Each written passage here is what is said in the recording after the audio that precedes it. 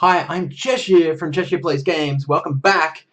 Today I'm going to be doing something completely different because the site that I write for is changing hosts, which means that I can't actually post any articles up, and I need to get articles up, which means desperate times, desperate measures. I'm doing a deck tech on the YouTubes that I might do more of in future. So here comes the intro video, and then after that, we'll get into some fun.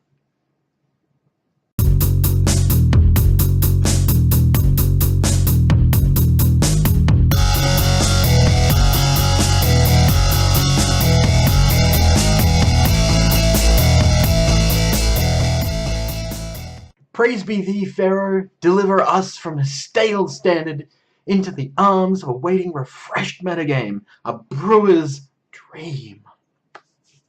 Deliver us from ills and evils that we've been forced to endure and shape our year to come with bountiful standard rotations.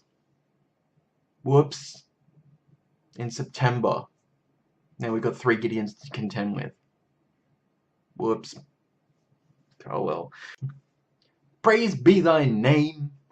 Praise the gods of Amonkhet for the stomping our enemies are about to receive. So first up on the schedule is me trying to draft up just the quickest red aggro deck that I could think of, using mostly Amonkhet, just simply because a lot of the stuff in Amonkhet's really good. There are some stuff from previous sets, so obviously this list will be outdated come September, because some of the stuff may rotate. But other than that, red deck wins is something we haven't seen before, whether it be, well, in standard for a long time, it's what I meant to say. Whether that be direct damage red deck wins, straight red, or a goblins red deck wins, but instead this time we've got Fling.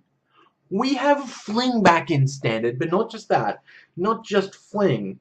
We also have a new card called Heart-Piercer Manticore, which is Fling Light. And we will be getting to that, because that is insane. And we've got some really borderline brokenish stuff that we can do here, including like smashing your opponent for 10 for 5 mana. I'm not kidding, 5 mana, 10 damage. Sounds good, right? So let's get into it. Okay, so first up, what we have is we have Fling, which is 1 red and 1 colorless instant. Sacrifice a creature and then deal damage equal to that creature's power to target creature or player. Pretty good control card right there. Pretty good direct damage card right there. Pretty good in a lot of situations. Hey, your creature's about to die. That's cool. Just sack it. Smack your opponent in the face with it. Ha! Take that! No one needs your guff. Next up is Heart-Piercer Manticore, which is pretty much in the same vein. So this is a creature, it is a 4/3. Whoops. It's a 4/3 for 2 colors red. When it comes into play, you may sacrifice another creature, and when you do, Heart-Piercer Manticore deals damage equal to that creature's power to target creature or player. Secondary Fling. Here's the good part. If it dies, all the better. Discard it to something in this deck, all the better. The reason being is because it has Embalm for 5 colors and a red. Yes, 5 colors and a red. Embalm, which means exile it from your graveyard, put a token copy into play, and then use its ability again. Holy crap. So that in itself sounds like a pretty good basis for a red deck.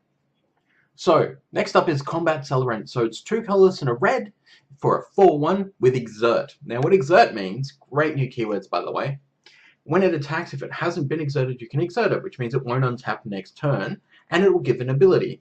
This particular one says, untap all of your other creatures, and you get a second attack phase. That is sexy. It is a mythic. Yes, I had to double check.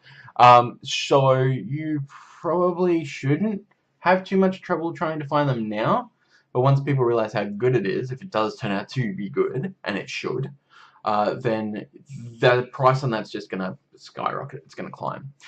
Next one is Cartouche of Zeal. It's an enchantment for 1 red. Now, I don't generally like playing enchantments other than Rancor in an aggressive deck. I feel that they're a wasted slot. I feel they slow me down, and they don't give me enough options to really do what I want to do, because as soon as I slap it on a creature, your opponent burns the shit out of it. Probably shouldn't have sworn, I don't care. That's what happens every time. It's frustrating. So I don't play enchantments generally. However, with this one it gives +1/+1, it gives haste, and your opponent's creature. Choose one of their creatures and it can't block. For 1 red mana. Cool. I'm down with that. That helps quite a lot, actually. Especially if it's early games. Now, we are playing 2 Throne of the God-Pharaoh. This is very much a flex bot. It's only 2 mana, but it's a legendary artifact, which means we're not going to waste a whole 4 slots to it. At the end of your turn, for all of your tapped creatures, your opponent will take 1 damage. For each. It doesn't sound like a lot, it will pile up, but I just feel like in the 2 slot, I'd rather have some more creatures, but this is in here for now, just so I can test it out a little bit and see how it goes. I don't think it's going to be that great. Next up, Insult to Injury. Now, when I first read this card, I was like, that looks kind of shit. Yeah, 2 colors and a red for insult. You know, 2 colors and a red for injury. And then you read it. Now, this is where I read it incorrectly the first time. Damage can't be prevented this turn if a source you control would deal damage this turn, double it. A source. As in a multiple source. I read it as singular. Ah. You mean I have to, like, my Fling is going to do 10 damage? No. A source. If a source would deal damage. That means all of your creatures are dealing double damage. To whatever the hell they hit. Double damage! How can you not love that? On the other side of that, you get an Aftermath, which means that if it's in your discard pile, graveyard, you can pay its cost, exile it from the game for its secondary slanty card, sideways card effect. In this case, it is injury deals 2 damage to target creature and 2 damage to target player. If you've got 6 mana, then you're dealing 4 to a creature and 4 to a player. Because you've cast the first half and then the second half. Oh, man. Look, if red doesn't smash it, I am going to be really surprised because this looks crazy.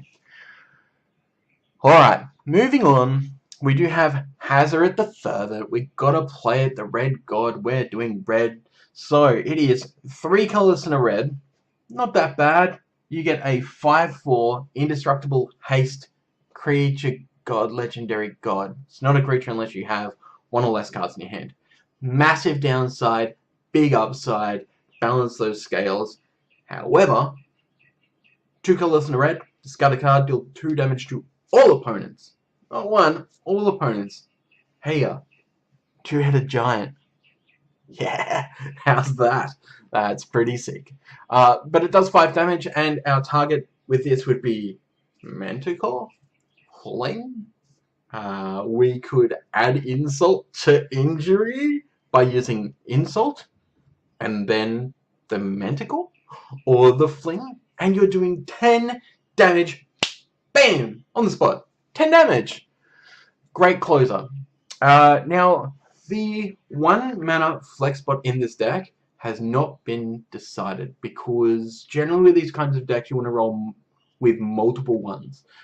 So, and this one I'm going to have to actually bring up because, again, I have been messing around with this deck. So, I was thinking of going with 4 Flameblade Adept or 4 Soul Scar Mage. So it is 1 red, it is a human wizard with prowess, and if a source you control would deal non-combat damage to a creature your opponent controls, then you get to put that many -1/-1 counters on it instead. It helps you kill gods. You can fling your god at another god to kill their god, because -1/-1 counters, boom, out there. I think that that's pretty substantial, and I think in this deck it is going to matter. Originally I was like, that's not going to matter, who cares? And I was like, wait, Wait. It's -1/-1 counters. That's actually really big. And to your opponents, so if you're running something that deals damage to your own, you're not going to get those -1/-1. The Flameblade Adept, on the other hand, is 1 red, Menace, uncommon. Now, it has Menace, and that's what I really like about this one. But whenever you cycle or discard a card, the Adept gets +1/+0 until end of turn. Not as good as, but sort of as good as the previous. Look, that's really up to you to decide. Originally, the Adept is what I saw, and that's what I went with. The Runescarred Mage is probably actually going to be better. Next one is my new fave. Is a Hasty Red and 2 colors for an Ahn-Crop Crasher. Now, the Crusher is haste, and you may exert it as it attacks, and if you do, target creature can't block this turn. Are you seeing a theme here of things that making other things can't block so you can force through damage? Because I sure am. And especially when it's a 3/2 for 3, yeah, it's not too bad. It's pretty typical of the 3 range these days for creatures. The fact that it has haste and that it has that exert ability to make a creature not be able to block is pretty much selling it in my books, because it means late game it actually still is viable. And I think that that's a really big thing to think about. Next we have Bloodrage Brawler, which is 1 red and 1 colorless. Now, this deck list is going to be down below, and I'll rattle off a quick deck list at the end of this anyway. But Bloodrage Brawler is 1 red and 1 colorless for a Minotaur. When it's summoned, or I should say, when it enters the battlefield, you discard a card. So discard to it, I don't know, Fiery Temper, then pay an extra red, bolt your opponent's face. There's a lot of possibility here in things that you could potentially discard. Again, that's why originally I was running the different 1 cost, because we had the discard theme, or discard matters, going into the deck, with a little bit of the madness theme, but I don't think that that's actually the way to go with this particular style of deck. Okay, great. So Tormenting Voice got a reprint at 1 red and 1 colors for a sorcery. So what I really don't like about it is it's a sorcery, so I'll probably cut it for the other one. Discard a card, draw 2 cards. Keeps your card up. It's alright, I guess. I don't really like it that much. Have we missed anything? I don't think so. Lightning Axe, Tormenting Voice, Hazoret, Bloodrage Brawler, all discard outlets. For your Fiery Tempers, you're running 4 Fiery Tempers, so you're definitely going to hit something. And you are running 4 of Insult to Injury, so things to discard if you need to anyway. Lightning Axe obviously is in there just purely to get rid of creatures, to burn your way through. It's 1 red, discard a card, otherwise 5 colorless and a red. So generally speaking, you're probably just going to be discarding a card to it. That's just to allow you to get Hazoret online earlier. But we're only playing 2 Hazoret, and we think that that probably needs to be 3. I'd probably cut, maybe thinking about it, maybe a Throne of God-Pharaoh. Probably remove both of those. Things that didn't make it to the cut, because I know that people want to know about this. So Harsh Mentor is one of them. Harsh Mentor is great in Modern. It is great in standard sideboards, but main deck I would not. There's no guarantee that vehicles and Walking Ballista are still going to be as prevalent as they are now. Other things in sideboard, by force is a smashing good time against artifacts. Oh, I couldn't resist it. It's 1 red and X, and it's destroy a whole bunch of artifacts, which is X. Oh, right, Harsh Mentor. Harsh Mentor is whenever your opponent activates an artifact ability, or I think a creature ability. I have to look it up. It's up there on the card. Then you get to deal 2 damage to your opponent. Great. It's alright. That's why it's not in main deck. Shock and Magma Spray, both 1 cost, 2 damage cards. Magma Spray is in the sideboard at the moment because we may need it to burn stuff away, but we want to really see how the first week of Standard actually goes. When you're going into a new format like this, that's the reason why we're running Lightning Axes, because they deal 5 damage quite substantial over something smaller. But the reason that we would run something like Magnus Frey is because he exiles. So there's Scrap Heap Scroungers. Bye-bye. Get him out of here. So Hazoret has Fling, will throw. So we're running 4 Flameblade Adept, 4 Bloodrage Brawler, 4 Ahn-Crop Crushers, 3 Combat Celebrants, because that card just sounds real good. 3 Hazoret the Fervant. Oh, I must have updated it to 3. Look at me being smart. 2 Heart-Piercer Manticore. I feel like that actually might need to be 4. 3, because it's real good. We are running instants and sorceries. So we're running 4 Insult to Injury, 4 Fling, 4 Fiery Temper, 2 Lightning Axe, which probably should be 3, and 3 Tormenting Voice, which probably should be 2. For artifacts, we're running 2 Throne of God-Pharaoh, which can be absolutely 100% replaced. For enchantment, we're running 4 Cartouche of Zeal. Now, here's something left over from the previous iteration of this deck. We're running 11 Mountains, 4 Sheltered Thicket, and 4 Canyon Slough. The reason for those lanes is because it's pretty notorious to be playing a deck, even like this with a 19 land count, and still get flooded. I'm not even sure with this particular deck if that's the right amount of lands. I feel like it's not enough, but again, more testing is needed before I know. So that's it. This is Hazoret, Lil, Fling. I will come up with a name and it'll be in the description, but I hope you've enjoyed this. This is completely outside my normal realm. So it's probably going to sound a bit dribbly and a bit drony, and I'm probably going to be a bit spacey in it, so I apologize. This whole thing has been scripted, which I don't usually work from a script either. I really hope that you enjoyed this deck tech, and I really, really hope that you try out Red Deck Wins for New Standard, at least for the first week when everyone's going to be going aggro to try and beat everyone else, because Red looks superb. Absolutely golden. For more stuff, please remember to like, comment, and subscribe, because that keeps this channel alive. Other things that are coming up on the 29th of April, we have Commander the Gathering live in store at Victoria, Melbourne City CBD Good Game Store. So we're going to be there from 1 PM Australian Standard Time on the 6th of May. Please remember to tune in to my Twitch channel, which is over there. The camera's facing odd way. It's over that way. It's over there. So if you go to my Twitch, Cheshire Plays Games, on May the 6th, starting at 1 PM, we will be doing a 6-person, 3-round Amonkhet draft. This means you're going to see draft cam. This means you're going to see table cam, and you're going to see 6 people talking very passionately about a game that they very much love, including yours truly. And I might even re-dye my hair a new color.